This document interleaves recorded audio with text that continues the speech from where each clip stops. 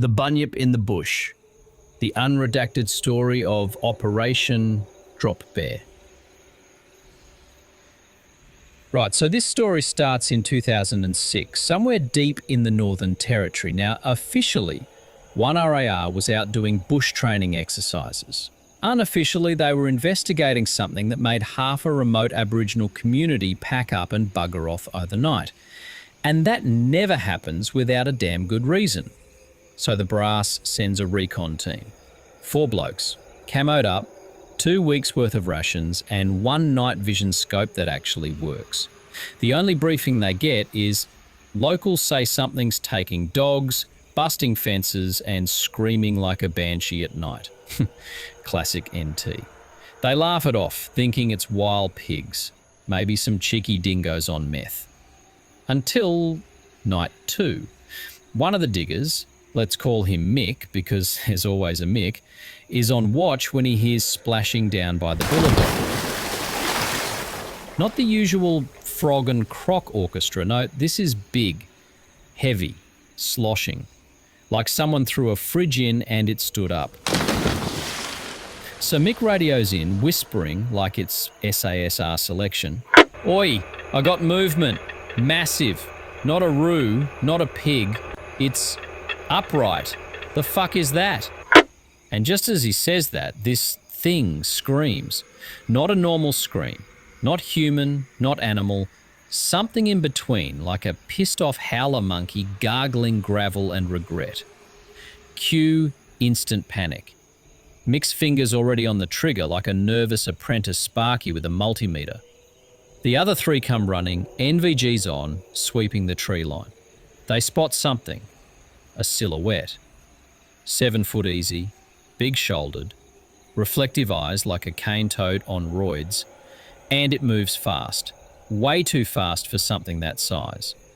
It's gone before anyone can say, is that a bloody bunyip? Next morning, they find tracks.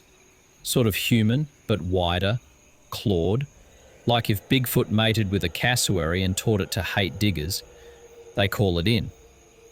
Response from HQ, maintain observation, do not engage. Translation, we don't know what it is either, and we're not flying a chopper out for your fever dreams. But here's where it gets cooked. On the last night, they're packing up. All's quiet until something starts shaking their bushmaster, literally rocking it side to side like it's a Woolies trolley in a cyclone. One bloke inside loses his mind and starts spraying F-88 fire into the bush. Totally misses, but absolutely soils the upholstery. Next morning, whatever it was left deep gouges in the armor plating.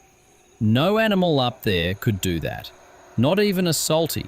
And just as they're rolling out, the local elder, who hadn't said a word all week, walks up, stares them down and mutters in perfect English, "You saw it, now leave it be." And that was that. Never got an official report. The boys got debriefed, told to keep their mouths shut, and somehow the story never made it past the battalion group chat. So, yeah, somewhere out there in the top end is a giant cryptid kangaroo lizard thing that screams like your ex and flips army vehicles for fun. The ADF calls it indigenous fauna. The rest of us call it the tactical bunyip. Cheers for sticking around, legends. If you made it this far, you've officially survived your first briefing with Dropbear Classified. Hit that like button like it just screamed at you from a billabong and smash that subscribe so you don't miss the next unredacted tale they definitely didn't want us telling. Got a story from the bush?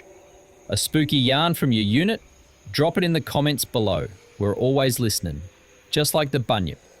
Until next time, stay alert, pack extra socks, and remember, not everything in the outback wants a cuddle. Dropbear out.